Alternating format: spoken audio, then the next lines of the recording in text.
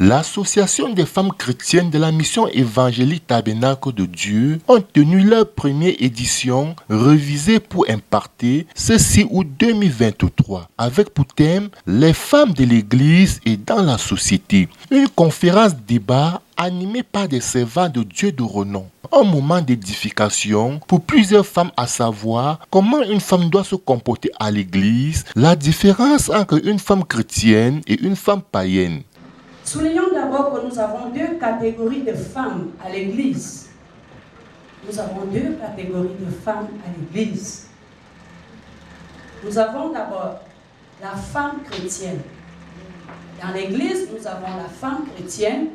Et dans l'Église, nous avons également la femme païenne. Amen. Parce que la femme chrétienne n'est pas la femme païenne.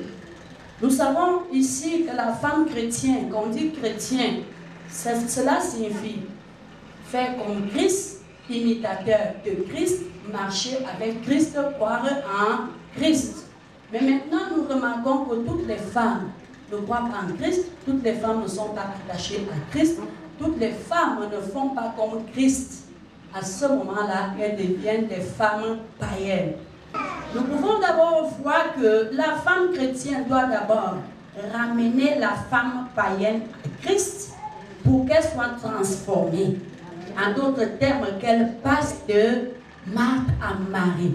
C'est-à-dire toutes les Marthes de l'Église doivent être transformées en Marie et c'est Marie qui doit faire ce travail. Un autre débat à l'honneur, comment une femme doit se comporter dans la famille et dans son foyer. Quelle mère sommes-nous pour nos enfants? Quand nous allons épouser un homme, nous devenons sa sœur, sa mère, sa complice. Nous nous identifions comment?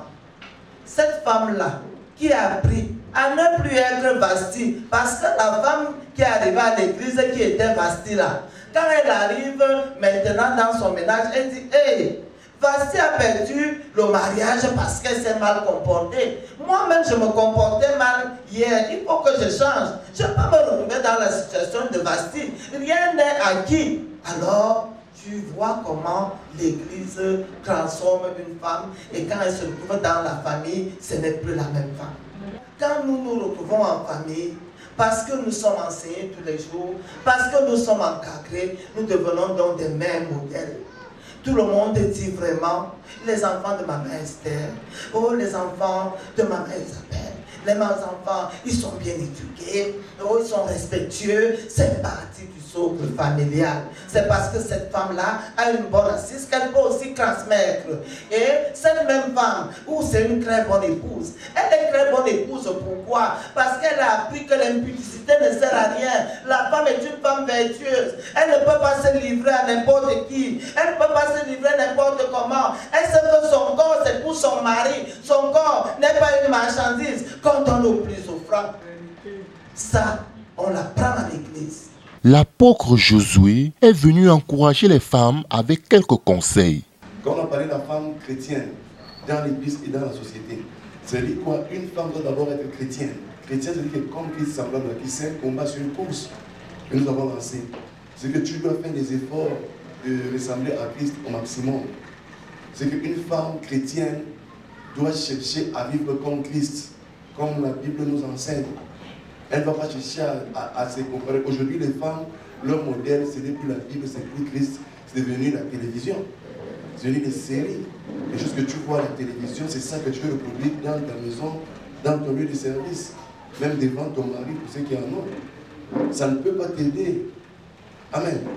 Mais si nous voulons être comme Christ, vous verrez que ce modèle-là va nous éviter de voir partout où nous allons nous retrouver.